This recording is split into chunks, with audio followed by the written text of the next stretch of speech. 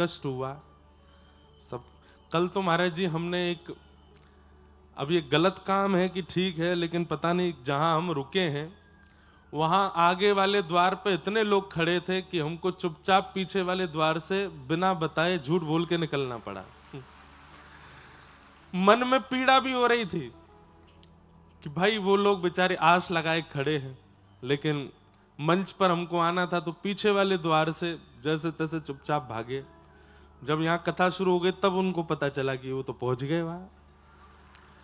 तो फिर अब दो चार लोग तो हंसे होंगे, दो तीनों के मन को ठेस भी तो पहुंची होगी, बोले बताओ हम कब से खड़े हैं, महाराज जी बिना मिले निकल गए। तो इसलिए हम सर्वांगीण रूप से सबसे क्षमा मांगते हैं। हमारी जो भी क्रिया व्यवहार या ये आने जाने का क्रम आप लोगों को धक्का मुक्की लग जाती है, कुछ भी जो भी कुछ 7 दिनों में हुआ, कोई 2-2 घंटे प्रतीक्षा करके भी नहीं मिल पाए, हम सबसे क्षमा प्रार्थी हैं। आप सबको हम हृदय से प्रणाम करते हैं। ये हमारे अनुकूलता तो नहीं है ऐसी, हम ऐसे कभी व्यवहार में रहे भी नहीं, पर ये पिछले कुछ दिनों से इतनी व्यस्तता और इतनी संख्या बढ़ गई है कि हम कुछ कर नहीं पाते हैं। उसमें फिर यही हम आज तक सरकार के द्वारा दी गई जो सुरक्षा है वो भी नहीं ले रहे हैं। क्यों? उसमें मैं और बंध जाऊंगा, फिर और ज्यादा अपने परिवार को ही कष्ट हो जाएगा। लेकिन थोड़ी बहुत सुरक्षा जहां कहीं भी होती है वो आप लोगों के लिए ही है, क्योंकि देखो आप हर एक व्यक्ति इंडिविजुअल मिलना चाहता है। उसको ये मतलब नहीं कि 500 और भी तो हैं बगल में, उसको ये मतलब नहीं 1000 और भी तो हैं इधर से। उसको है कि मैं मैहर से आया हूं, मैं जबलपुर से आया हूं, मैं जो सामान लाया हूं मेरा पहुंचना चाहिए। पर आपके साथ साथ वहां 1500 और भी हैं, वो कहां कहां से किस किस भाव से आए कुछ नहीं पता। तो कहीं वो भगदड़ ना हो जाए। वैसे ही सनातन धर्म के ऊपर बहुत अभी इस वक्त सेंसिटिव चल रहा है माहौल, कि कहीं कोई बात ऐसी निकले, कहीं कोई ऐसी घटना घटे तो और सनातन धर्म को नीचे खींचा जाए। लोग इस षड्यंत्र में लगे हैं। इसलिए हम तो बहुत प्रयास करते हैं कि ज्यादा भीड़ भाड़ ना हो, ज्यादा भगदड़ ना हो, ज्यादा कुछ ऐसा ना हो। कोई घटना हो गई तो फिर बहुत दिक्कत सर्वांगीण रूप से हो जाएगी। लेकिन फिर भी अन्य स्थानों की अपेक्षा, अब मैं अन्य स्थानों का नाम नहीं लूंगा, अन्य स्थानों की अपेक्षा कटनी की सुरक्षा और कटनी का जो पुलिस बल और यहाँ की जो हमारे सब कार्यकर्ता गण, पूरे रंगनाथ मंदिर के यहाँ का प्रशासन बहुत अच्छे से इतनी संख्या को सबने संभाला। सब कुछ बहुत व्यवस्थित किया। हम गोविंद देव जी दर्शन करके आ गए, जगन्नाथ जी दर्शन करके आ गए, जालपा मैया दर्शन करके आ गए, और किसी को कानो कान खबर नहीं पड़ी। बस गए, धुआंधार गए, और महाराज यहाँ धुआंधार तो है ही है, यहाँ पे धुआंधार ही गए दर्शन करके। अब आप सोचिए 3-3, 4-4 मंदिर में दर्शन करके वापस अपने निवास स्थान पर मुश्किल से मुश्किल 25 मिनट 30 मिनट में आ भी गया वापस। ये क्यों? यहाँ की प्रशासन बहुत अद्भुत है। यहाँ के जितने भी हमारे कार्यकर्ता रंगनाथ मंदिर के, जिन्होंने पूरी कथा की व्यवस्था संभाली, पूरा रोड बनवाया, पूरी व्यवस्था कहां से एंट्री एग्जिट सब कुछ, ये व्यवस्थित इसलिए अच्छा हो गया। नहीं तो बहुत जगह तो दिक्कत हो जाती है। अभी हम पूर्व में जहां कथा कर रहे थे, बहुत बड़ा नगर है, लेकिन वहां व्यवस्था संभाले नहीं संभल रही थी, दिक्कत हो रही थी बहुत ज्यादा। क्यों? क्योंकि व्यवस्था धन से नहीं होती, क्रिया से नहीं होती, शरीर से नहीं होती, मन से होती है। मन से अगर करी जाए तो व्यवस्थाएं सब समझ जाती हैं। तो सब बहुत व्यवस्थित आज संपन्न हो रहा है। ये बहुत बड़ी कृपा है ठाकुर जी की। जितने भी हमारे सहायक इस कथा में लगे, चाहे वो पंडाल वाले हों, चाहे वो लाइट वाले हों, इलेक्ट्रिसिटी वाले हों, आप सब लोगों की सेवा करने वाले जितने भी यहाँ पर कार्यकर्ता गण हों, हमारे रंगनाथ मंदिर के पूज्य महाराज जी के शिष्य परिकर हों, यजमान परिवार हों, हमारी सुरक्षा में जो यहाँ पर लगे थे भाई लोग बहन लोग, काला काला चश्मा लगा घूम रहे थे उनको देख करके यो लगे या तो ब्लैक कमांडो प्रधानमंत्री के संग होंगे या हमारे संग होंगे तो वो हूँ यहाँ के प्रशासन के पुलिसकर्मी, हमारे सब यहाँ के सब लोग हों, सब ने बहुत सहयोग किया। ऐसा लग रहा था कि सबके चित्त में ही शंख चक्र गदा पद्म धारण करके नारायण ही पूरी व्यवस्था को संभाल रहे हैं। क्यों? रंगनाथ मंदिर प्रांगण की सेवा है, ठाकुर जी के प्रांगण की कथा है, तो मुखिया तो ठाकुर जी ही होंगे सब व्यवस्थाएं संभालने के, वही संभाल रहे थे आप लोगों के रूप में। सबको हम बहुत बहुत धन्यवाद कहते हैं, बहुत बहुत बस साधुवाद कहते हैं। कथा के विश्राम में इतना समय नहीं रहता कि धन्यवाद कह पाए, इसलिए हम पहले ही धन्यवाद ज्ञापन कर देते हैं, क्योंकि फिर तो धुआंधारी भागेंगे। तो इसलिए सबको बहुत बहुत धन्यवाद, बहुत बहुत साधुवाद। आप सब कटनी वासियों को, यहाँ विराजमान सब यजमान मनोरथी परिवार, हमारे सब विप्रदेव, सब ब्रह्मचारी गण, सब गंधर्वजन मंच पर विराजमान सब लोग, हमारे यहाँ के एडिशनल एसपी साहब और उनका पूरा परिवार, और सब हमारे मित्रगण, प्रशासन के सब लोग, सर्वांगीण रूप से सबको जय श्री कृष्ण। नेक जोड़ते बोलो जय श्री कृष्ण, जय सिया राम, जय श्रीमन नारायण, जय जगन्नाथ, जय जय श्री राधे। आप सबको बारंबार वंदन करते हैं और बस अब कथा को विश्राम की ओर ले चलते हैं। थोड़ी बहुत चर्चाएं जो विशेष हैं उनको कहते हुए कथा के बीच में नहीं बोलते, बैठ जाओ भैया, लिखवा के भिजवा दो मंच पर। हाँ, अभी बैठो।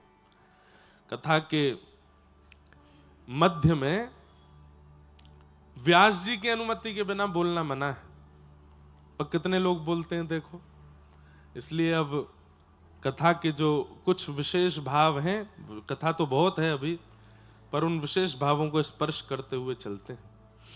महाराज जी, हमने 2024 में नासिक में श्री गोदावरी जी के तट पर 1 महीना की कथा करी, 30 दिन, और 1 महीना में भी कथा प्रहलाद चरित्र तक पहुंच पाई। उस कथा में इतना सुख मिला, इतना विस्तार से एक एक भाव बोल पाते थे कि इतना अच्छा लगता था।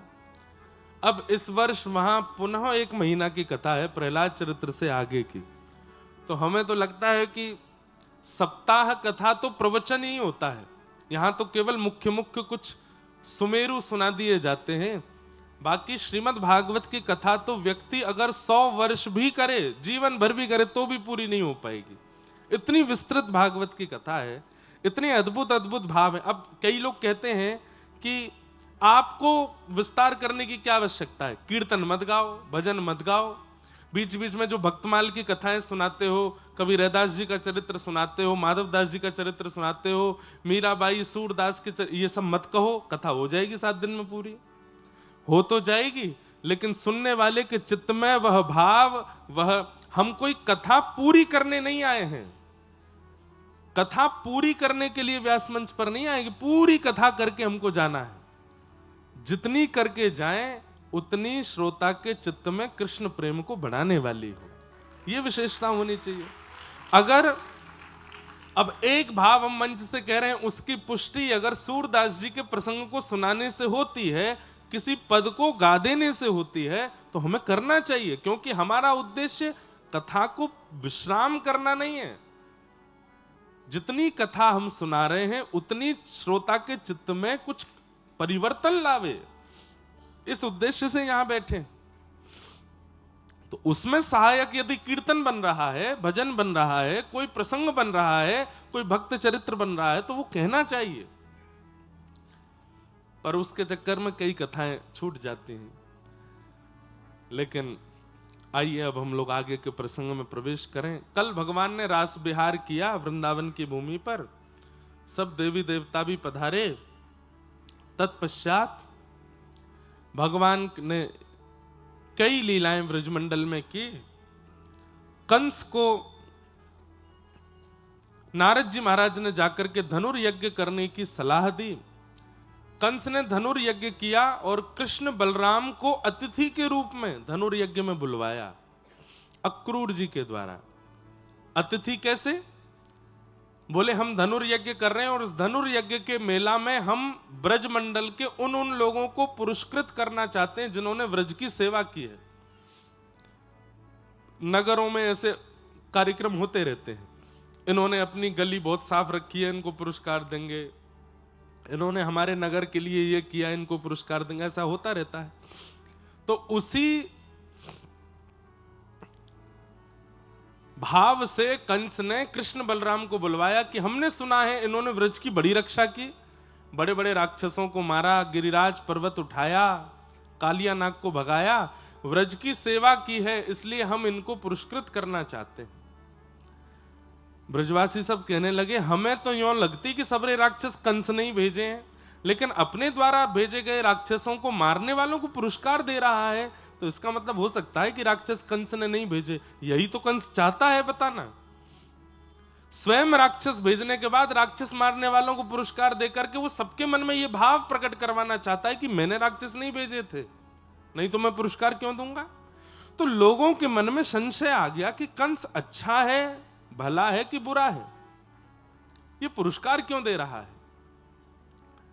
पर कई बुद्धिजीवी समझ भी रहे थे कि भाई ये सब कंस की चाल है, हम सबके मन में अच्छी छवि बनाने के लिए। हम लाला को नहीं भेजेंगे, हमारा लाला नहीं जाएगा। जब सबने मना कर दिया तो ठाकुर जी ने मन पर पत्थर रखा।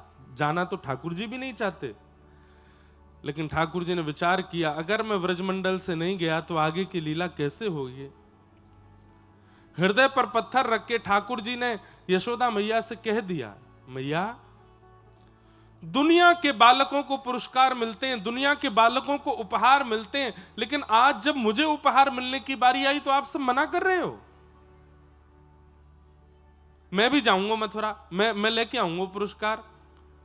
अरे मैं केवल उखल में बंधवे के काजे रखो है का, मोए गारी देवे के काज, मोए मारवे के काज, मोए छड़ी दिखावे के काज रखो है। आज जब इतने दिनों बाद मुझको पुरस्कार मिलने वाला हो तो सब एक लंगते मना कर रहे हैं कि नहीं जाएगो लाला, मैं तो जाऊंगा। तो सब ब्रजवासियों को पीड़ा हुई कि नहीं, लाला को ऐसा लग रहा है कि हम उसको पुरस्कार नहीं दिलवाना चाहते, पर वास्तविकता तो यह है कि कंस पर हमें भरोसा नहीं है।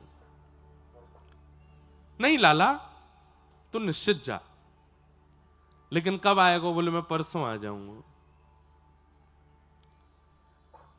और श्री ठाकुर जी निकल गए वृंदावन से। है तो बहुत करुण प्रसंग।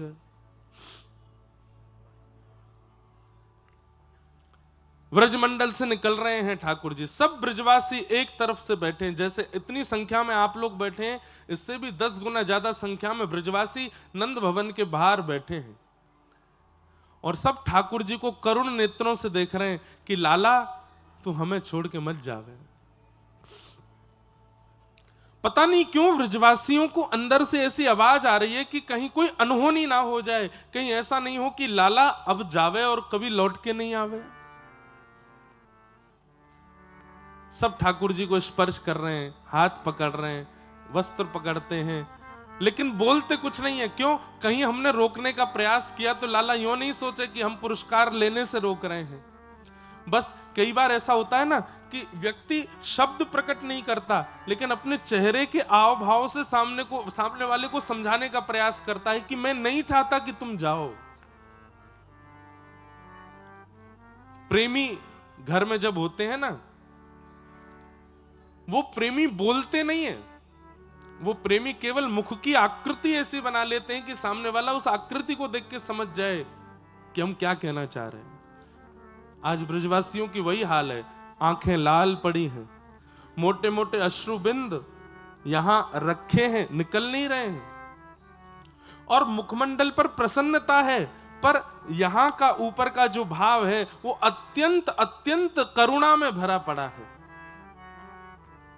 और सब मानो बिन बोले बोल रहे हैं कि कन्हैया हमें छोड़ के मत जावे।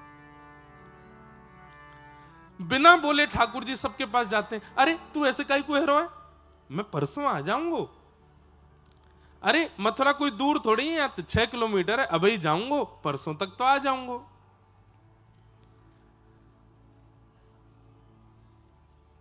कोई व्यक्ति स्पष्टता से मना नहीं कर रहा ठाकुर जी से। मधुमंगल श्रीदामा बोले लाला तू जा, लेकिन एक बार एक बात सोचिए। बोले कहा, तो ये देखे बिना मधुमंगल पानी ना पीवे। वो सुबह उठते ही तेरे घर आवे और घर आके जब तो को देख लेना वहां के बाद पानी पीवे, जलपान करे। तू चलो जाएगो, परसों तक बेचारो कैसे जीवेगो। हम तो को रोक नहीं रहे लाला, बस मैं यो कह रहा हूं मधुमंगल कहा खावेगो, कहा पीवेगो, कहा जलपान करेगो, तू चलोगो तो।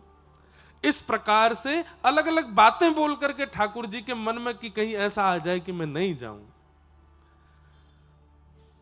2-3 बार तो ठाकुर जी मान गए कि मैं नहीं जा रहा, लेकिन तभी दूर वृक्ष के पीछे दिखाई दिए नारद जी खड़े हैं, और नारद जी खड़े होकर के इशारा कर रहे हैं। बोले नहीं नाथ, अब अगर व्रज में रुके तो फिर सर्वदा के लिए रुकना पड़ेगा, आपको व्रज से बाहर जाना पड़ेगा। केवल चंद व्रजवासियों का भला चाहते हैं तो यहां रुकिए, लेकिन पूरे ब्रह्मांड का भला चाहते हैं तो आपको आगे की लीला करनी पड़ेगी, मथुरा जाना पड़ेगा, महाभारत का युद्ध कराना पड़ेगा, 16,108 ब्याह करके द्वारिका बसना पड़ेगा, बहुत क्रियाएं करनी है ठाकुर जी, उसके लिए व्रज से निकलना पड़ेगा। एक बार तो ठाकुर जी ने नारद जी से एक बात कह दी। बोले क्या नारद, क्या मेरी पदवी पे कोई और नहीं बैठ सकता? इन तीनों लोकों का नायक, ब्रह्मांड नायक, जगतदिता जगन्नाथ कोई और नहीं बन सकता क्या? एक बार महादेव से बात करके देख लो, यदि मेरी पदवी वो संभाल लें तो। ब्रह्मा जी से बात करके देख लो, यदि मेरी पदवी पर वो बैठ जाएं, उनके लिए तो और भला है, वो परमात्मा हो जाएंगे। और मुझे तुम सामान्य जीव बन के केवल वृंदावन में रहने दो, यशोदा मैया, नंद बाबा, इन ब्रजवासियों के बीच में मुझे रहने दो, मैं अपनी परमात्मा पदवी त्यागना चाहता हूं। नारद जी बोले परमात्मा पदवी नहीं है, सूर्य पदवी है, चंद्र पदवी है, इंद्र पदवी है, देव पदवियां होती हैं। परमात्मा उसका कोई निर्माण नहीं करता नाथ, आप स्वयं परमात्मा, स्वयं जगत के निधाता हो, आपकी पदवी कोई और कैसे ले सकता है? भाई आसन पर कोई बैठ सकता है, पर आप जो हैं वो कोई और थोड़ी हो सकता है।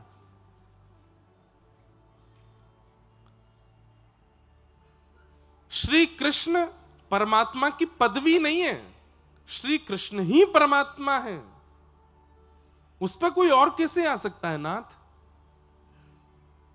सोचिए व्रज से कितना प्रेम करते हैं ठाकुर जी कि अपने परमात्मा रूप का त्याग करना चाहते हैं।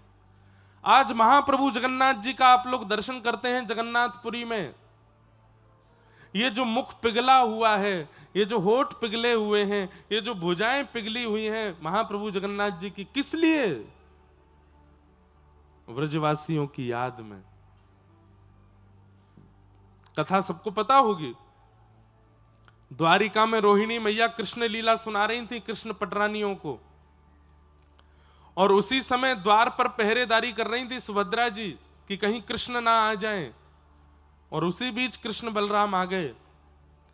सुभद्रा जी लीला सुनते सुनते नेत्र बंद करके बैठ गई, एक तरफ ठाकुर जी, दूसरी तरफ बलराम जी बैठ गए, और व्रजवासियों की कथा सुनते सुनते ठाकुर जी इतने भाव विह्वल हुए, इतनी करुणा में चले गए, इतने विरह में चले गए कि ठाकुर जी की भुजाएं खड़ी हो गईं, और मानो जैसे ठाकुर जी ऐसे हाथ करने लगे, अरे कोई व्रजवासियों को लियाओ, कोई मेरे नंद बाबा को लियाओ, कोई मेरे सखा मधुमंगल श्रीदामा को लियाओ, कोई मेरी सखीन को लियाओ, ए व्रज की गोपियों को ले आओ, मेरे हृदय से लगा दो, मुझे बहुत पीड़ा हो रही है, मुझे बहुत याद आ रही है। और उसी प्रेम की अवस्था पार करते करते करते जब चरम अवस्था में पहुंचे तो श्री ठाकुर जी का अंग एक मोम के भांति पिघल करके जगन्नाथ बन गया। अरे प्रेम की पराकाष्ठा हम आप सब लोग कहां जानते हैं? हम लोगों पर केवल इतना आता है कि अगर हमारा प्रेमी कुछ विपरीत क्रिया कर दे तो हम अपने आप को ठोस पहुंचाते हैं, अपने अपने प्राणों की बाजी लगा देते हैं, आत्महत्या तक कर लेते हैं। ये प्रेम नहीं है, प्रेम तो श्री जगन्नाथ जी हैं। पिघल गए अपने प्रेमियों के स्मरण में, अपने ठाकुर जी के स्मरण में पिघल गए।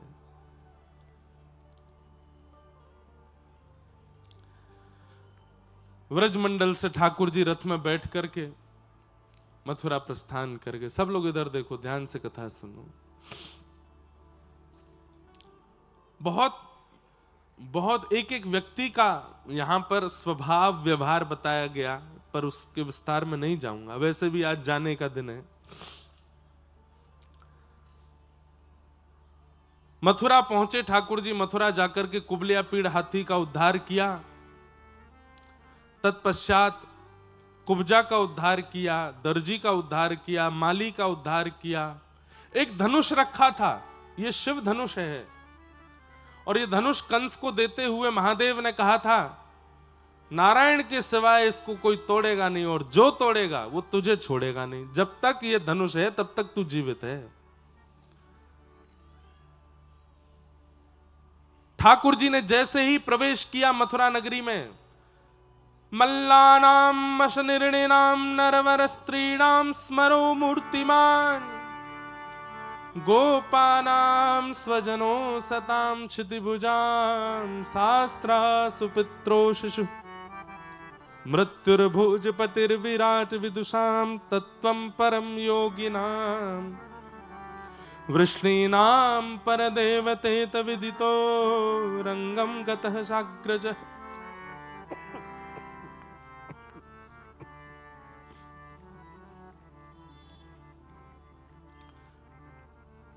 जैसे ही धनुष की ओर देखा, अब यहां शुकाचार्य जी वर्णन कर रहे हैं, बहुत ध्यान से सुनिएगा। ठाकुर जी सबको अलग अलग दिख रहे हैं। मल्लानाम मशनिर्णिनाम नरवर स्त्रीणाम स्मरो मूर्तिमान, बड़े बड़े पहलवानों को ठाकुर जी लग रहे हैं कि ये भी कोई अखाड़े का पहलवान है, जबकि ठाकुर जी 11 वर्ष 56 दिन के हैं बस। लेकिन बड़े बड़े पहलवानों को भी ऐसा लग रहा है कि ये पहलवान ही हैं। स्त्रियों को अपने पति के रूप में दिख रहे हैं, छोटे छोटे बालकों को अपने सखा के रूप में दिख रहे हैं, बिना दांत वाले अम्मा बाबा को ठाकुर जी नाती के रूप में दिख रहे हैं। जिसकी जैसी भावना है वैसे ठाकुर जी दिख रहे हैं। लेकिन 50 सिड्डी ऊपर बैठे हुए महाराज कंस को इतने सुंदर, इतने कोमल ठाकुर जी अपनी मृत्यु के रूप में दिख रहे हैं। घबरा रहा है कंस ठाकुर जी को देख करके। 11 वर्ष का बालक कितना छोटा सा होता है, उसको देख के कोई डर लग सकता है? पर कंस डर रहा है। मृत्युर्भोजपतिर्विराट विदुषाम, तत्वं परम योगिनाम, बड़े बड़े योगियों को, बड़े बड़े साधकों को ठाकुर जी तत्व के रूप में दिख रहे हैं, गंभीर। जैसे ही भगवान ने प्रवेश किया, सामने एक धनुष रखा था, तो ठाकुर जी ने बलराम जी से कहा, दाऊ दादा? बोले हाँ। पिछले अवतार में हमने तोड़ा था, इस अवतार में आप तोड़ दो। धनुष है बढ़िया, सामने धरो, प्रत्यंचा चढ़ाओ, तोड़ दो। दाऊ दादा बोले लाला तू बड़ा चतुर है। बोले क्यों? पिछले अवतार में बहु मिलवे वारी हमारे स्वयं ने तोड़ दियो, या बार राक्षस मारनो तो मुझे कह रहे हो कि आप तोड़ दो। सबसे अच्छे सखा ठाकुर जी के कौन है पता है? श्री बलराम जी महाराज। बड़ी पटती है दोनों में। ठाकुर जी उनसे डरते भी हैं, उनको छेड़ते भी हैं। अभी एक आध कथा हमने सुनाई नहीं, बीच में ऐसी मधुर मधुर कथा है। इतना छेड़ते हैं बलराम जी को ठाकुर जी, और जब उनको क्रोध आता है तो चुपचाप बैठ जाते हैं। ना मैंने तो ना कियो ऐसो। दाऊ दादा बोले लाला ज्यादा चतुर मत बने, चल चुपचाप उठा धनुष तोड़ दे। नहीं भैया आप ही तोड़ो। धीमे से बलराम जी कान के पास गए, बोले बहुत दिन है गए लाला, वंशी में ही देखो है, आज इच्छा है रही है एक बार धनुष उठा करके नेक एक बार वही रूप दिखा दे। राजीव नेत्रम रघुवंशनाथम, कारुण्य रूपम करुणाकरंतम। आज एक बार राघव बन जा। जैसे ही धनुष पर हाथ रख करके जैसे ही उठाने लगे श्री कृष्ण, एक क्षण के लिए मानो बलराम जी भूल गए कि मैं बड़ा भाई हूं। तुरंत घुटनों पर बैठ गए, हाथ जोड़ करके लखन लाल जी के रूप में आ गए, श्री चरणों में प्रणाम करने लगे। जय हो मेरे रघुनंदन श्री राम की जय हो। वही छवि है, वही छटा है, वही अदा है। अरे धनुष उठाने का भी तरीका बदला नहीं है। जैसे जनक जी की सभा में उठाया था वैसे ही ठाकुर जी ने वह उठाया, वैसे ही नेत्र ऊपर किए हैं। अरे कहां तक कहें, आज पोशाक भी वैसे ही पहनी है ठाकुर जी ने जैसी जनक जी की सभा में पहन के गए थे। अपने जन के कारण कृष्ण भय रघुनाथ।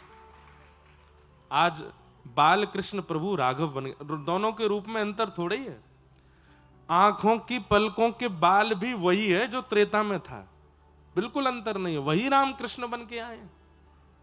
उठा करके जैसे ही प्रत्यंचा चढ़ाई, एक बार दो बार और तीसरी बार पकड़ करके जैसे ही खींचा, बीच से धनुर्भंजन हुआ। आकाश में बादल गरजना करने लगे, पृथ्वी डामाडोल होने लगी, समुद्र में उफान भरने लगे। यमुना जी की नदी में मानो जैसे समुद्र जैसी लहरें प्रकट होने लगी। कंस का सिंहासन हिलने लगा। क्या हुआ? किसी ने कहा धनुष टूट गया। कंस तो हृदय पे हाथ धर के बैठो, अब नहीं बचूंगा मैं, अब तो मेरे प्राण ले ही लेगा। ठाकुर जी भीतर प्रवेश किए। बड़े बड़े मल्ल खड़े थे वहां पर। एक एक मुष्टिक प्रहार में उन मल्लों का वध कर दिया। 50 सिड्डी ऊपर बैठे हुए महाराज कंस की ओर ठाकुर जी देखने लगे। दाऊ दादा को प्रणाम करके एक श्वास में ऊपर पहुंच गए। एक हस्त प्रहार करके उसके मुकुट को दूर फेंका। केश पकड़ लिए ठाकुर जी ने। कंस चिल्लाने लगा, अरे कोई बचाओ, कोई रोको। ठाकुर जी कहने लगे, ऐसे ही केश पकड़े थे मेरी मैया के जब आकाशवाणी हुई थी और कहा था कि इनका अष्टम गर्भ काल होगा, तूने ऐसे ही केश पकड़े थे मेरी मां के। मेरे 6 बड़े भाइयों को तूने निर्मम हत्या करके मार दिया। देख, तेरा शत्रु, तेरा काल तेरे सामने खड़ा है और दुर्भाग्य से तेरा भांजा तेरे सामने खड़ा है। ध्यान से देख मेरी ओर। कंस देखने लगा ठाकुर जी को। अभी तक तो बालक समझ रखा था, अभी तक तो कुछ मायावी समझता था, अभी तक तो काल रूप समझ रहा था, लेकिन अब जैसे ही ठाकुर जी की ओर देखने लगा, देखते ही देखते पता चला ये कोई छोटा बालक नहीं। शंख चक्र गदा पद्म धारण करके ठाकुर जी ने अपने उस अद्भुत रूप का दर्शन करा दिया कंस को। अंतरंग भाव से, प्रत्यक्ष भाव से नहीं, अंतरंग भाव से। कंस समझ गया साक्षात नारायण है। हाथ जोड़ करके प्रणाम किया। ठाकुर जी ने दोनों भुजाओं में, हाथी के समान बलवान कंस और 11 वर्ष 56 दिन के ठाकुर जी ने दोनों भुजाओं में ऐसे उठाया कंस को ऊपर। सब मथुरावासी देख रहे हैं और उठा करके ठाकुर जी ने 50 सिड्डी ऊपर से नीचे पटक करके एक छलांग मार करके छाती पर अपने पाद प्रहार को करके कंस का वध कर दिया। बोलो कंस मर्दन भगवान की। सब ब्रजवासी मथुरावासी जय जयकार करने लगे। ठाकुर जी को कंधे पर उठा करके नृत्य करने लगे, नाचने लगे, आनंदित हो गए। जय हो बाल कृष्ण लाल की जय हो, देवकी नंदन लाल की जय हो। कंस का वध किया। ठाकुर जी ने तुरंत कहा, मेरी मां कहां है? कारागृह में लेकर के गए। एक आध घंटे का ठाकुर जी को देखा था देवकी मैया ने। जन्म लेने के बाद आधा एक घंटा रुके होंगे ठाकुर जी। उसके बाद 11 वर्ष 56 दिन के होकर के ठाकुर जी लौटे हैं वापस मथुरा। एक मां के लिए कितनी पीड़ादायी होती है ये स्थिति कि वो अपने बालक का बालपन नहीं देख पाई, अपने बालक का बोलना, चलना, उठना, बैठना ये उसने अनुभव ही नहीं किया। एक मां के लिए कितनी पीड़ा होगी। आज 11 वर्ष 56 दिन के जब ठाकुर जी होकर के आए, कारागृह खोलते हुए भीतर प्रवेश किए और जैसे ही मुख्य कारागृह में प्रवेश किया, नील सरोरुह कांति के जब ठाकुर जी का जब दर्शन किया है देवकी मैया ने, एक बार तो देवकी मैया मूर्छित होकर गिर पड़ी ठाकुर जी को देख के। इतने सुंदर। दौड़ करके ठाकुर जी ने हृदय से लगाया। होश में आई देवकी मैया। होश में आते ही ठाकुर जी का हाथ पकड़ करके अपने हृदय पर रख के बोली, लाला तो मेरी सौगंध है, अब छोड़ के नहीं जाएगा ना? ठाकुर जी बोले, नहीं मैया अब नहीं जाऊंगा, अब तेरे पास ही रहूंगा। बंधुओं, एक बात मेरे मन में कभी कभी आती है, ब्रजवासियों की पीड़ा सबको समझ में आती है, गोपियों की पीड़ा सब गाते हैं, देवकी मैया यशोदा मैया की पीड़ा का भी अनुभव सब कर लेते हैं, श्री किशोरी जी हमारी राधा रानी के भी हृदय के भाव को हम गाने का प्रयास कर लेते हैं, पर श्री कृष्ण की पीड़ा को कोई नहीं समझता। बंधुओं, एक बात याद रखिएगा, पीड़ा होने पर यदि आप रो लेते हैं तो आप बहुत भले हैं कि आप रो लेते हैं। पीड़ा होने पर आप शांत हो जाते हैं तो भी कुछ ना कुछ पीड़ा का हल तो आप कर ही रहे हो। पीड़ा होने पर आप एकांत में बैठे हो तो भी कहीं ना कहीं उस पीड़ा पर मरहम लगा रहे हो।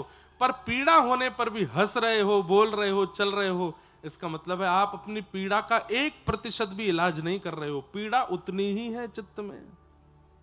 श्री कृष्ण उस अवस्था में, पीड़ा तो बहुत है, विरह तो बहुत है, संवेदना तो बहुत है, रोना तो बहुत है, पर रोने के लिए, संवेदना करने के लिए, पीड़ा व्यक्त करने के लिए ना तो स्थान है, ना समय है, ना परिस्थिति है।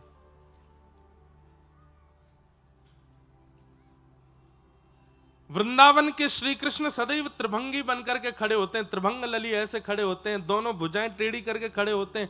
क्यों?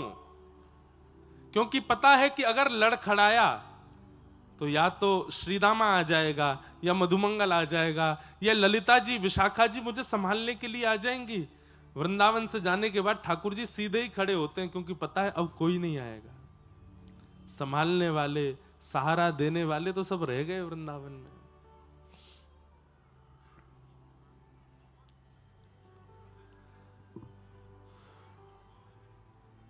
ठाकुर जी ने अपने नाना कंस के पिता उग्रसेन को राजा बनाया मथुरा का, और मथुरा का राज सिंहासन देकर के पिताजी माताजी से जाकर के आज्ञा ली है, क्या?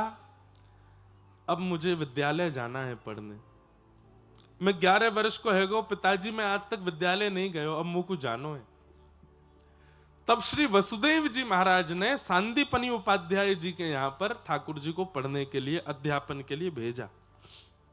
कहां? अवंतिका, मध्य प्रदेश के उज्जैन में ठाकुर जी पढ़ने आए, और यहां सांदीपनी विद्यालय में ठाकुर जी ने अध्यापन किया, अध्ययन किया, और वहां अध्ययन करते समय ठाकुर जी को सुदामा नाम के मित्र की प्राप्ति हुई।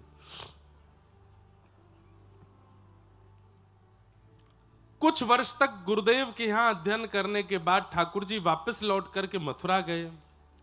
ऐसा भव्य दिव्य स्वागत हुआ ठाकुर जी का मथुरा में, लेकिन अब ठाकुर जी शांत रहने लगे हैं। अब वो चंचलता, अब वो चपलता, अब वो थोड़ा जो स्वभाव ठाकुर जी का ऊधम वाला था, अब वो बहुत शांत हो गया है जब से ब्रज से आए हैं। मथुरा में ठाकुर जी पहुंचे। वृंदावन में ठाकुर जी का नाम है कृष्ण, गोविंद, गोपाल, मदन मोहन, कन्हैया, कनुआ, लेकिन अब ठाकुर जी का नाम क्या हो गया? गौ ब्राह्मण प्रतिपालक मधुराधिपति देव की नंदन वसुदेव नंदन श्री कृष्ण चंद्र महाराज की जय। और ये नाम ठाकुर जी को इतना बुरा लगता है, कान पकड़ के ठाकुर जी बैठते हैं, बोले मुंह को भाई ना रहो। वो छोटे छोटे 3 अक्षर 2 अक्षर के नाम कहां हैं? बंधुओं, एक बात तो माननी पड़ेगी कि प्रेम विस्तार में नहीं होता, प्रेम सूक्ष्मता में होता है।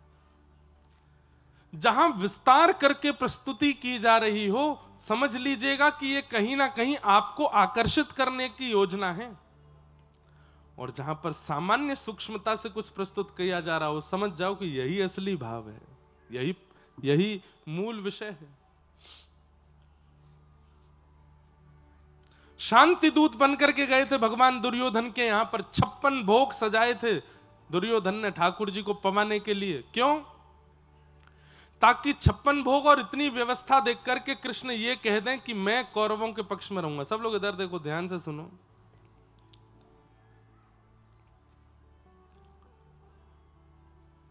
लेकिन ठाकुर जी ने उस बड़ी सभा में क्या कह दिया? अरे दुर्योधन, तुमने तो गलत व्यवस्था कर ली, इतने 56 भोग क्यों बनाए? बोले आप शांति दूत बन के आ रहे थे इसलिए बनाए। ठाकुर जी बोले पर मैं तो पहले ही निमंत्रण स्वीकार कर चुका। बोले किसका स्वीकार कर लिया? बोले विदुर काका है ना, इन्होंने बहुत वर्षों से कह रखा था कि मेरे यहां भोजन पाने आना, तो मैं तो विदुर काका को बोल चुका हूं कि तैयारी कर लो, मैं आऊंगा। विदुर काका ने अपने घर भोजन बना के रखा है, मुझे वहां जाना है। और 56 भोग छोड़ करके ठाकुर जी विदुर काका के यहां गए। और विदुर जी के यहां क्या हुआ है सबको पता है। आज हरि आए विदुर घर पावना, आज हरि आए विदुर घर पावना, आज हरि आए विदुर घर पावना, आज हरि आए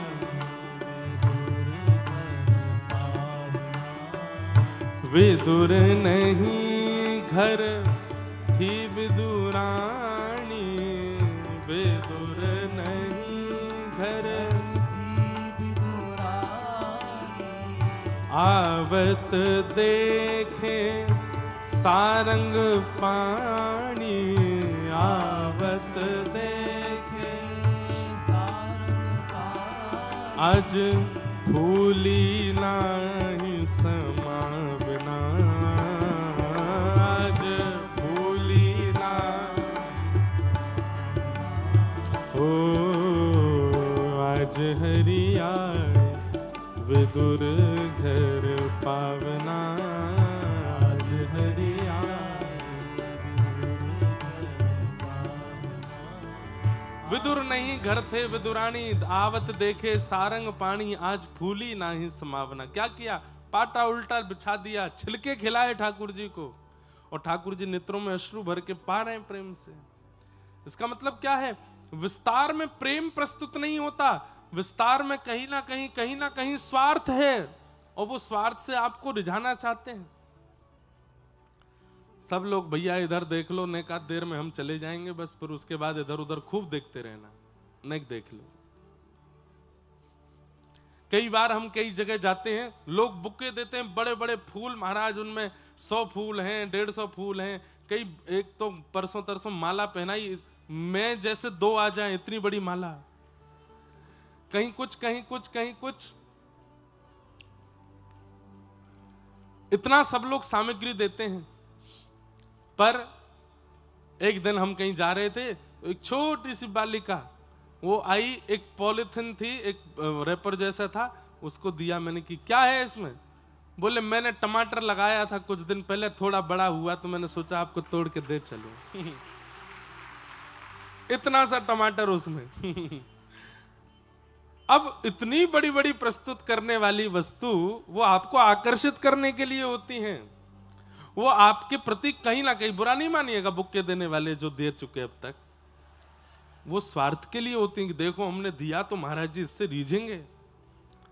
परंतु वो टमाटर देवे वाली लाली वो हमेशा याद रहेगी, छोटा सा टमाटर, बोले मैंने लगाया था अपने हाथ से, उसमें से हम सोच रहे थे सब ला रहे हैं, हम क्या लेके जाएं, तो अपने हाथ का लगे टमाटर निकल ही आया, तो वो लेके आए। मैंने कहा वाह बहुत बढ़िया। तो प्रेम करने वाला विस्तृत नहीं, सूक्ष्मता प्रदान करता है। हाँ, इसका मतलब ये नहीं है कि भाई तुम्हारे पास में खूब संपत्ति है, खूब वैभव है, खूब, तो भी तुम यूं सोचो कि नहीं नहीं महाराज जी बोल रहे थे विस्तार में प्रेम नहीं, तो फिर उसको सूक्ष्म ही दो, एक ही रोटी खा लो महाराज जी। आप ही कह रहे थे ज्यादा खिलाएंगे तो आप सोचोगे कि भाई विस्तार में प्रेम नहीं होता। सामर्थ्य भी होती है।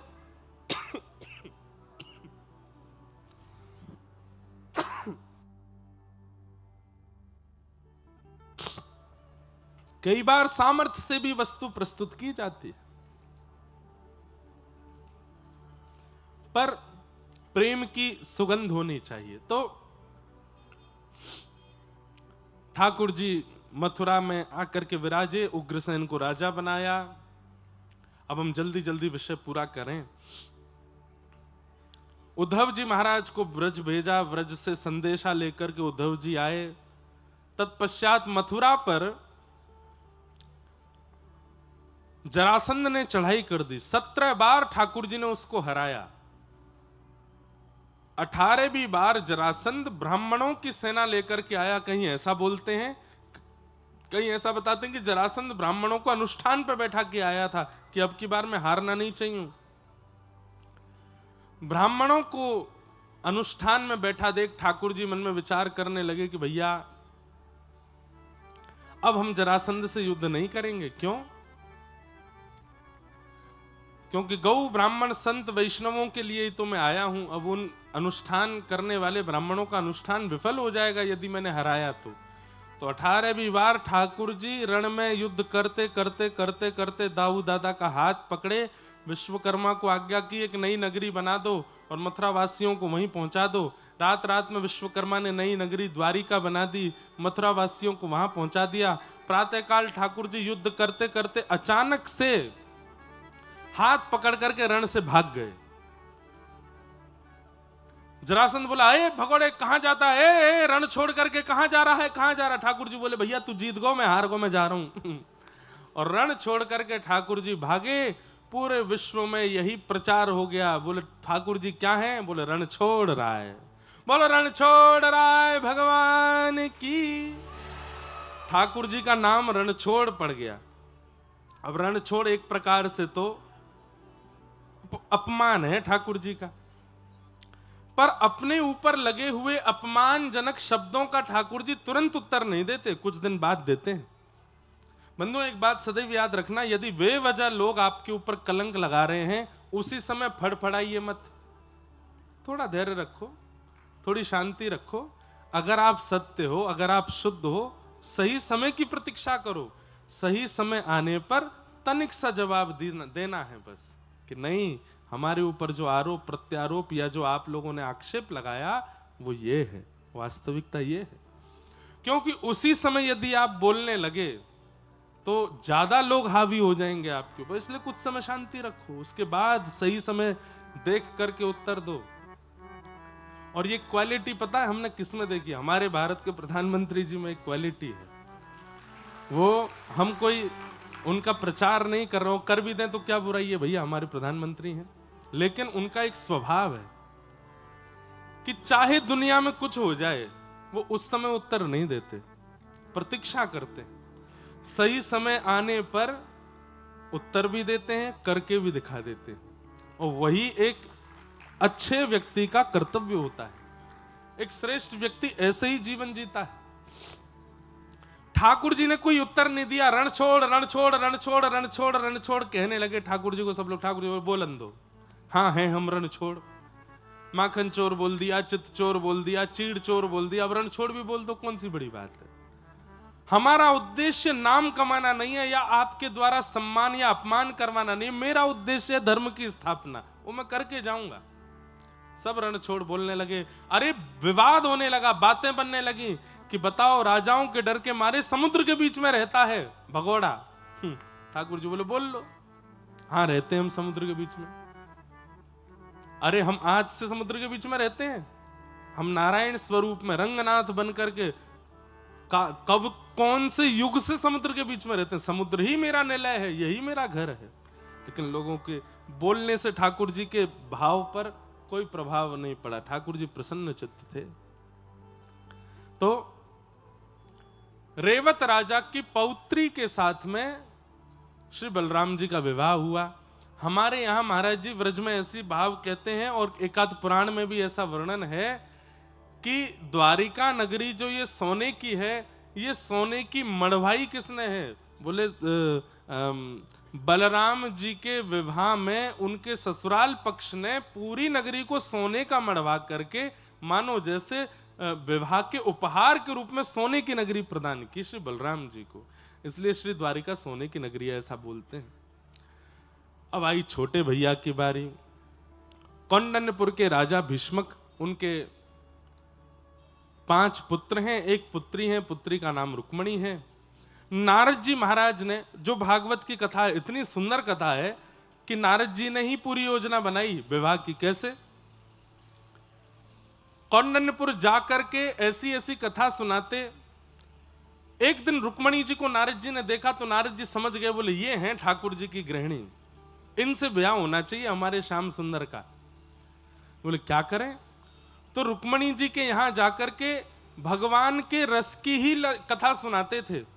ठाकुर जी की चाल ऐसी है, ठाकुर जी के नेत्र ऐसे हैं, ठाकुर जी की वंशी ऐसी है, ठाकुर जी के हाथ ऐसे हैं, ठाकुर जी का मुकुट ऐसा है। और कोई बात नहीं, केवल ठाकुर जी के श्रृंगार का ही वर्णन करते। तो रुक्मणी जी सुन सुन करके स्थिति रुक्मणी जी की ये हो गई, अब तो स्वप्न में भी कृष्ण दिखते हैं, चलते फिरते भी कृष्ण दिखते हैं, सरोवर में भी कृष्ण दिखते हैं, मोर में भी कृष्ण दिखते हैं। फिर अपने आप को समझाती हैं रुक्मणी जी, अरे तुम बार बार इनका चिंतन क्यों कर रही हो? पर नारद जी ने इतनी कथा सुना दी ठाकुर जी के रस की कि अब रुक्मणी जी के चित्त में और कुछ आता ही नहीं है। रुक्मणी जी ने मन से ठाकुर जी को पति मान लिया, पत्र लिख करके एक ब्राह्मण के द्वारा द्वारिका पहुंचवाया। द्वारिका में जैसे ही पत्र पहुंचा, ब्राह्मण ने जाकर के ठाकुर जी को दिखाया। श्रुत्वा गुणान भुवन सुंदर शृण्वतां ते निर्विश्य कर्ण विवरै हरतोंगतापम। हमारे एक आचार्य चरण कह रहे थे कि भगवान ने पूरा पत्र नहीं पढ़ा, केवल पहला श्लोक पढ़ा, और पहला श्लोक पढ़ते ही ठाकुर जी बोले, भैया ब्याह तो यही ते करूंगा मैं। क्यों? रुक्मणी जी ने पहले श्लोक में ऐसा क्या लिखा जिससे ठाकुर जी रीझ गए? तो कहते हैं, रुक्मणी जी कह रही है, श्रुत्वा गुणान भुवन सुंदर शृण्वतां ते, हे नाथ मैंने आपको देखा नहीं है, केवल आपको सुना है, और जब से सुना है तब से आपको अपने पति रूप में मान लिया है। तो ठाकुर जी बोले, भैया एक बात प्रमाणित हो गई। बोले क्या? ये जो भी कन्या है ये हमारी कथा सुनने में इनकी बड़ी रुचि है, और कथा सुनने में यदि रुचि है तो इसका मतलब है ये सर्वगुण संपन्न है। कथा यदि भाती है तो बाकी के जितने भी गुण लक्षण होने चाहिए वो सब इनके अंदर विद्यमान होंगे ही होंगे। इसलिए ठाकुर जी ने उनको, अब सोचो हम लोग भी तो कथा ही सुनते हैं, अगर कथा श्रवण में रुचि है तो ये नवदा भक्ति का पहला स्वरूप है। श्रवणम कीर्तनम विष्णु स्मरणम पाद सेवनम अर्चनम वंदनम दास्यम सख्य आत्मनिवेदनम। श्रवण भक्ति यदि चित्त में विराजमान है, इसका मतलब ठाकुर जी को प्रसन्न करने वाला विशेष गुण आपके पास है। रुक्मणी जी के पास ठाकुर जी वहां पहुंच गए कौंडनपुर। रुक्मणी जी देवी पूजा के लिए करने जा रही थी। भरी सभा में ठाकुर जी जैसे ही पहुंचे, सब ठाकुर जी के रूप को देखने में व्यस्त हो गए। रुक्मणी जी की रक्षा करना है ये भूल गए, और श्री ठाकुर जी को वहां से श्री रुक्मणी जी को ठाकुर जी वहां से अपहरण करके अपने साथ द्वारिका ले गए। बाद में वसुदेव जी ने रुक्मणी जी को वापस कौंडन्यपुर भेजा, और बारात की तैयारी करके ठाकुर जी बारात लेकर के कौंडन्यपुर आए, और वहां आकर के श्री ठाकुर जी का रुक्मणी जी के साथ में मंगल विवाह हुआ। बोलो रुक्मणी कल्याण महोत्सव की जय। श्री रुक्मणी कृष्ण विवाह महोत्सव की। भगवान का प्रथम विवाह रुक्मणी जी के साथ में हुआ, दूसरा विवाह ठाकुर जी का जाम्बती, तीसरा सत्यभामा, चौथा मित्रविंदा। इस प्रकार ठाकुर जी के अष्ट प्रमुख विवाह हुए। अब हम जल्दी जल्दी विषय कह रहे हैं। भौमासुर नाम का एक राक्षस था, उसने 16,100 राजकुमारियों को बंदी बना रखा था। भगवान ने वहां जाकर के उनको मुक्त करा करके उनसे भी विवाह किया। 16,108 ठाकुर जी के विवाह हुए। तत्पश्चात भगवान की मधुर लीला चल रही हैं। नारद जी भगवान की दिनचर्या का दर्शन करने आए, ग्रहचर्या का अनुभव किया।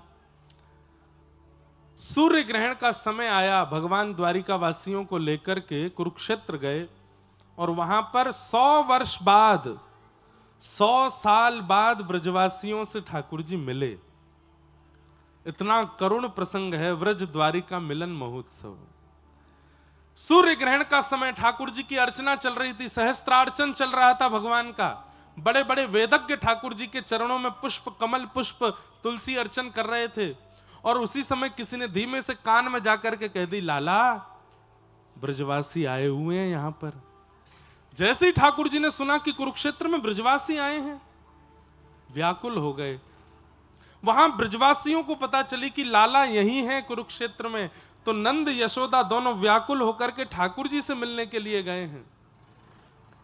यशोदा मैया जैसे ही सभा में आई, ठाकुर जी तो भूल गए मैं कौन हूं, कूद पड़े अपने सिंहासन से और दौड़ करके जाके मैया की गोद से लिपट गए। इस समय ठाकुर जी की अवस्था कितनी है? 111-12 वर्ष के हैं ठाकुर जी, और यशोदा मैया कितने साल की हैं? लगभग 200 वर्ष की हैं यशोदा मैया। अत्यंत वयोवृद्ध अवस्था में यशोदा मैया, लेकिन ठाकुर जी की अवस्था 111 वर्ष है, इसका मतलब यह नहीं कि ठाकुर जी की दाढ़ी मूंछ है। ठाकुर जी देखने में अभी भी 16 वर्ष के ही हैं।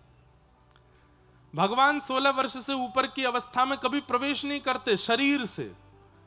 हम लोगों के दाढ़ी मूंछ निकल आती है, हम लोगों के झुर्रियां पड़ने लगती हैं, हम लोगों के शरीर। ठाकुर जी सदा 16 वर्षीय रहते हैं। कुमार अवस्था से ऊपर नहीं जाते ठाकुर जी, युवा अवस्था में प्रवेश नहीं करते। दौड़ करके ठाकुर जी यशोदा मैया की गोद में लिपट गए। भगवान की 16,108 पत्नियां, भगवान के पुत्र पुत्रियां, उनके भी पुत्र मतलब नाती पोते भी हैं ठाकुर जी के। सब लोग इधर देखो। और उन सब के बीच यशोदा मैया के अंक से लिपट करके ठाकुर जी छोटे बालक की तरह मैया की छाती को टटोल रहे हैं और कह रहे हैं मैया मुझको भूख लगी, दूध पिवाए दे। और उस अवस्था में जहां चारों ओर द्वारिकाधीश की जय जयकार हो रही है, बीच आंगन में बैठ करके वयोवृद्ध यशोदा मैया के अंक से लिपट करके ठाकुर जी दुग्ध पान कर रहे हैं।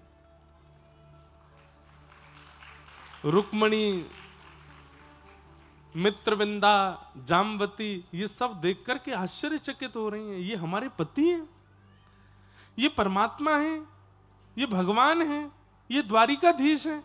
मैया को देख करके इतने व्याकुल हो गए कि उनके पयोधर का पान कर रहे हैं इस अवस्था में। और आश्चर्य की बात यह नहीं कि ठाकुर जी पयोधर का पान कर रहे हैं, आश्चर्य की बात यह थी कि यशोदा मैया के वक्ष से दुग्ध प्रकट भी हो रहा है। क्यों? क्योंकि लाला के प्रति करुणा इतनी अद्भुत है। बंधुओं, प्रेम का स्वरूप स्वभाव जानना हो तो कभी व्रज के भाव विस्तार से सुनो। मैया ने कही लाला अब तू बड़ो है गोय, ऐसे दूध नाए पी में, चल उठ जा। ठाकुर जी उठ के बैठ गए। भगवान ने एक एक पत्नी से मिलवाया यशोदा मैया को। ये मेरी पत्नी रुक्मणी, मित्रविंदा, जामवती आदि आदि सबसे मिलवाया। अद्भुत ब्रज द्वारिका मिलन हुआ। किशोरी जी से मिलने ठाकुर जी गए और कुरुक्षेत्र में ठाकुर जी का किशोरी जी के साथ रास विहार हुआ। आज किशोरी जी ने ठाकुर जी का मुकुट उतार दिया, आभूषण उतार दिए, बोले कि बहुत द्वारिकाधीश बन लिए, चलो वापस व्रज के नंदन बनाते हैं। सिर पर फेंटा बांधा, मोरपिच्छ लगाया, पत्रावली का श्रृंगार किया, हाथों में सुंदर पुष्प बांधे, गले में बनमाली हार पहनाया और कुरुक्षेत्र की भूमि पर ठाकुर जी ने किशोरी जी के साथ पुनः रास किया। अद्भुत है व्रज के प्रसंग। व्रज द्वारिका मिलन, पुनः द्वारिका के लोग वापस द्वारिका आ गए। और एक प्रसंग और आता है, बहुत ध्यान से सुनिएगा। जब व्रज द्वारिका मिलन कुरुक्षेत्र में 100 वर्ष बाद हुआ, तब ब्रजवासी और द्वारिका वासियों की जब भेंट हुई तो ब्रजवासियों ने द्वारिका वासियों से कहा कि देखो अब लाला द्वारिका वासी है गए हो, आप लोगों के बीच में रह गो, लेकिन हमारी फिर भी प्रार्थना है कि एक बार हम श्याम सुंदर को एक बार व्रजमंडल ले जा सकें, आपकी आज्ञा हो तो। 100 वर्ष हो गए हैं। तब द्वारिका बोले अरे श्याम सुंदर नहीं, हम भी चलेंगे, व्रज वृंदावन का दर्शन करके आएंगे। तब ब्रजवासियों ने पहली बार रथ का निर्माण किया और उस रथ में श्याम सुंदर बैठे हैं, वसुदेव देवकी बैठे हैं, नंद यशोदा बैठे हैं। सुंदर दिव्य रथ निर्माण किए। एक रथ बलराम जी का निर्माण हुआ, एक रथ सखियों का निर्माण हुआ जिसमें सुभद्रा जी बैठी हैं। और उस रथ को खींचते हुए ब्रजवासी और द्वारिकावासी वृंदावन लेकर के गए। उसी कथा का चिंतन हुआ जब जगन्नाथपुरी में। तब इंद्रद्युम्न राजा ने यह घोषणा की कि साल में एक बार ठाकुर जी अपनी मैया से मिलने गुंडीचा आएंगे। तो वैसे ही आएंगे। बोले कैसे? बोले ये जो श्री मंदिर है जहां जगन्नाथ जी अभी विराजते हैं, बोले ये द्वारिकापुरी है, और जहां ठाकुर जी रथ में बैठ करके जाते हैं गुंडीचा, ये वृंदावन है। तो जिस प्रकार ब्रजवासी द्वारिकावासी रथ खींच करके लेकर के उस काल में गए थे, वैसे ही अब कलयुग में भी ठाकुर जी रथ में बैठ करके वृंदावन जाया करेंगे। ये जो जगन्नाथ जी की रथ यात्रा है, ये एक प्रकार से द्वारिका से वृंदावन का प्रस्थान है ठाकुर जी का। गुंडीचा वृंदावन है जहां ठाकुर जी जाते हैं। आप लोग अनुभव करना, श्री मंदिर में जगन्नाथ जी को देखना, उसके बाद जब गुंडीचा जाते हैं तो वहां जाके दर्शन करना। श्री मंदिर के जगन्नाथ जी बहुत बड़े लगते हैं और गुंडीचा में जाते ही ठाकुर जी छोटे लगने लगते हैं। ऐसा लगता है कि छोटे लाला बन गए, वृंदावन में आके छोटे बालक बन गए ठाकुर जी। मैंने दर्शन किया था इस बार। भैया जगन्नाथ जी तो अद्भुत हैं। मेरो ठाकुर जी से हमारी वैसे प्रार्थना तो ऐसी रहती है कि भैया ये जन्म अंतिम हो, क्योंकि संसार को सहना बहुत मुश्किल है, बहुत खतरनाक है संसार, सहा नहीं जाता। ये जन्म अंतिम हो, लेकिन नाथ फिर भी अगर पुनर्जन्म की आपको इच्छा है कि नहीं एक बार और जन्म होना चाहिए, तो या तो वृंदावन में देना, और यदि व्रज वृंदावन में नहीं है पाए तो हमारे श्री जगन्नाथ धाम में देना, नीलाचल क्षेत्र में दे देना। अद्भुत है महाप्रभु जगन्नाथ। अहे नील शैल प्रबल मतावरण मुआरत नलनी बनकु कर दलन कहे साल बेग इन जाति रे मुझमन श्रीरंगा चरण तल करुअछि अपन। उड़िया भाषा का भजन है। एक मुस्लिम साल बेग भक्त ने भगवान की स्तुति गाई। अद्भुत है महाप्रभु जगन्नाथ जी, अद्भुत है। कहां तक वर्णन करूं उनका मैं। हमने बंधुओं बहुत भ्रमण किया है भारत में, लेकिन ठाकुर जी प्रत्यक्ष बैठे हैं इसकी अनुभूति या तो वृंदावन में होती है या जगन्नाथ धाम में होती है, जगन्नाथपुरी में होती है। ठाकुर जी बैठे हैं सामने। मैं कभी भी मंदिर में दिखने वाले ठाकुर जी को इस भाव से नहीं देखता कि ये पाषाण है, ये मूर्ति है, ये कोई धातु है, ये मार्बल है, या ना, ऐसा ही भाव आता है कि ठाकुर जी हैं। पर कई जगह पर ठाकुर जी हैं, मन में भाव तो आता है, लेकिन उसके बाद आती है चलो ठीक है ठाकुर जी बड़े राजी रहो, प्रेम से विराजो, अब मैं जाता हूं। लेकिन एक तो वृंदावन और एक जगन्नाथपुरी, वहां तो रोंग खड़े हो जाते हैं ठाकुर जी को देख के, और जाने का मन नहीं होता। लोग बाग खींचते हैं हमको, तो पट्टा पुजारी और हमारे मठ के लोग सब ले जाते हैं तो व्यवस्थित दर्शन करा देते हैं, लेकिन वहां पर भी मैं इतना ढीठ हो जाता हूं कि मुझे भी खींच के बाहर करना पड़ता, तभी निकलता हूं मैं। नहीं तो जगन्नाथ जी को छोड़ने का मन नहीं करता कि देखते रहे। लगता है कि परमात्मा सामने बैठे, यही है श्री कृष्ण। ऐसे महाप्रभु जगन्नाथ हैं। तू न संभाले तो हमें कौन संभाले, हाँ तू न संभाले तो भैया ये इतना प्रसिद्ध कर दिया आप लोगों ने। छोटे छोटे बच्चे, बिना दांत वाली अम्मा भी यूं करती हैं, जगन्नाथ। एक बार भैया हमारी प्रार्थना से, हमारी तरफ से सब कटनी वासी एक बार जगन्नाथपुरी दर्शन कर आइएगा इस वर्ष। और हमारे रंगनाथ मंदिर कटनी में विराजमान है, इस नाते से हम आप सब कटनी वासियों का घर भी है वहां पे। जीयर स्वामी मठ पहुंच जाइएगा महाराज जी के पास, बढ़िया प्रेम से दाल महाप्रसाद पाइएगा और जाइएगा, महाप्रभु जी का दर्शन करिएगा। जगन्नाथ, खड़े नहीं होना, बैठे बैठे गाओ। जगन्नाथ चकानैन, हे जगन्नाथ चकानैन, नीलाचल वारे तू न संभाले तो हमें कौन संभाले, ओ तू न संभाले तो हमें कौन संभाले, हाँ तू न संभाले तो हमें कौन संभाले, ओ तू न संभाले तो हमें कौन संभाले। हे जगन्नाथ स्वामी मेरे नैनों के तारे, जगन्नाथ स्वामी मेरे नैनों के तारे। इतनी संख्या में बैठे हो भैया, अब हम चले जाएंगे, कल से आपको कोई परेशान नहीं करेगा, बढ़िया घर में ही रहिएगा, कहीं बाहर आने जाने की कोई दिक्कत नहीं होगी आप लोगों को। आज थोड़ी देर की बात और है, थोड़े सीधे बैठ करके पूरे वेग के साथ में ऊंचे स्वर में गा लीजिए, जगन्नाथ स्वामी मेरे नैनों के तारे।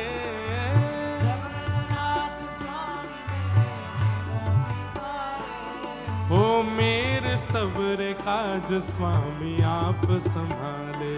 हो मेरे सब्र काज स्वामी आप संभाले। मेरे जगन्नाथ चक्का नैन, जगन्नाथ चक्का नैन, नीलाचल वारे तू न संभाले तो हमें कौन संभाले।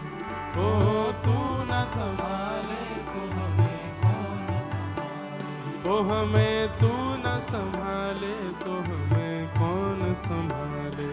हो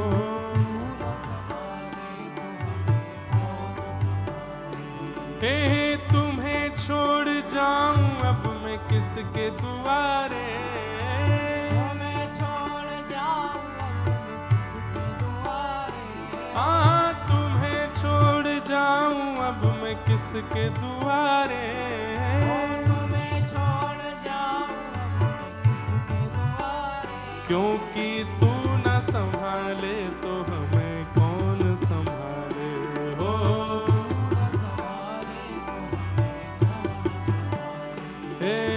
तू न संभाले तो हमें कौन संभाले। हो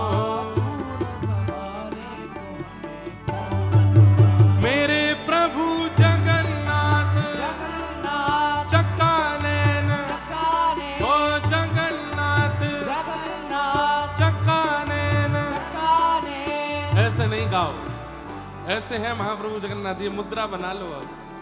हे जगन्नाथ चक्का नैन, हे जगन्नाथ चक्का नैन, नीलाचल वारे तू न संभाले तो हमें कौन संभाले। ओ तू न संभाले तो हमें कौन संभाले। हे बलभद्र सुभद्रा संग आप विराजे। बलभद्र सुभद्रा संग आप विराजे। हे बलभद्र सुभद्रा संग आप विराजे। बलभद्र सुभद्रा संग आप विराजे। हे भक्तों के दुख दर्द आप संभाले। हो भक्तों के दुख दर्द आप संभाले। हे भक्तों के दुख दर्द आप संभाले। हो भक्तों के दुख दर्द आप संभाले। हे जगन्नाथ चक्का नैन, हे जगन्नाथ चक्का नैन, ओ नीलाचल वारे तू न संभाले तो हमें कौन संभाले।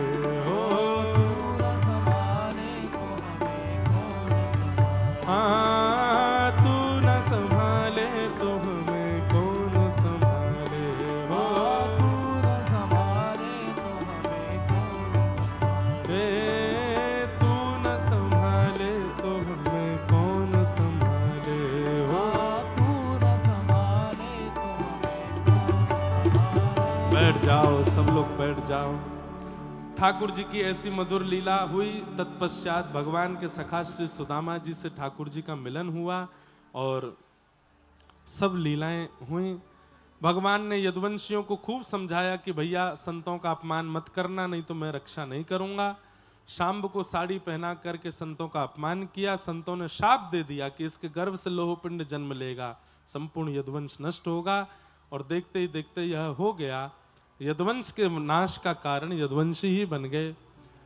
दाऊ दादा क्षीर सागर में प्रवेश कर गए। भगवान एक वटवृक्ष के नीचे बैठकर के ज्ञान उपदेश करते हुए तिरोधाय प्रविष्टोयम श्रीमद् भागवतार्णवम अपनी लीला को संवरण करते हुए श्री ठाकुर जी भगवत धाम को प्रस्थान कर गए। उद्धव जी महाराज को बद्रीनाथ भेज दिया। श्री अर्जुन जी वृंदावन जा रहे थे कृष्ण पटरानियों को लेकर के, पर ठाकुर जी ने बीच मार्ग में आके अपहरण कर लिया। तत्पश्चात सब लीलाएं चलती रहीं। यहाँ पांडवों ने स्वर्गारोहण किया, अपने वंशधर परीक्षित को राज्य गद्दी पर बिठाया। परीक्षित के द्वारा एक अपराध हो गया जिसके कारण 7 दिन में मरने का श्राप लगा। सुखदेव जी ने आके कथा सुनाई। आज 7वां दिन कथा विश्राम हुई। तक्षक सर्प ने आकर के परीक्षित का स्पर्श किया। 5 भौतिक देह जल करके नष्ट हुआ और उनकी दिव्य आत्मा रथ एक विमान में आरूढ़ होकर के भगवत धाम को प्रस्थान कर गए। बोलो भक्तवत्सल भगवान की। मार्कंडे ऋषि को प्रलय कालीन दर्शन आदि आदि सब कथाएं हैं, सबको हम प्रणाम करते हैं। बंधुओं, आप सब कटनी वासियों को बारंबार वंदन करते हैं। श्रीमद् भागवत जी के 2 श्लोक हैं, लेकिन मैं उनका वाचन बाद में करूंगा। उससे पहले मेरी प्रार्थना है कि हमारे पूज्य महाराज जी, स्वामी जी महाराज अपना आशीर्वाद एक बार दे दें। कोई भी व्यक्ति श्रीमद् भागवत जी के इन 2 श्लोकों का वाचन किए बिना यहां से नहीं जाए। अंतिम श्लोक हम लोग बोलेंगे, उससे पहले स्वामी जी का आशीष मंगलाशासन सब लोग श्रवण कर लें। उसके बाद फिर भागवत जी के अंतिम 2 श्लोकों का जल्दी जल्दी वाचन करेंगे। और फिर हमारी एक प्रार्थना है, अगर आप स्वीकार करो तो। वो प्रार्थना ये है कि 1 बज गया है, हमको हर हाल में 2 बजे विमान पकड़ना है और जाना है जबलपुर। और अगर विमान 2 बजे के बाद उड़ेगा यहां से, तो फिर जोधपुर में उसको उतरने नहीं दिया जाएगा। क्यों? क्योंकि वहां 5 बजे के बाद में संध्या हो जाती है और मिलिट्री एयर स्पेस है, इसलिए वहां पर फिर हम नहीं उतर पाएंगे। इसलिए आप सब लोगों से प्रार्थना कि जब मैं निकलूं आप यहीं बैठे रहिएगा, मैं यहीं से सबको प्रणाम कर लूंगा। बाहर मत आइएगा, मार्ग अवरुद्ध मत कीजिएगा, फोटो वीडियो और ये सब में नहीं रहिएगा। मैं बहुत जो सामग्री है आगे आगे देके यहाँ पहुंचवा दीजिए, हम सब लेके जाएंगे। बाकी आप स्वयं मत आओ, सामग्री यहाँ भिजवा दो कोई लाए हैं तो। बाकी आप सब लोग अपने स्थान पर ही रहिएगा, हम यहीं प्रणाम करके प्रस्थान कर जाएंगे।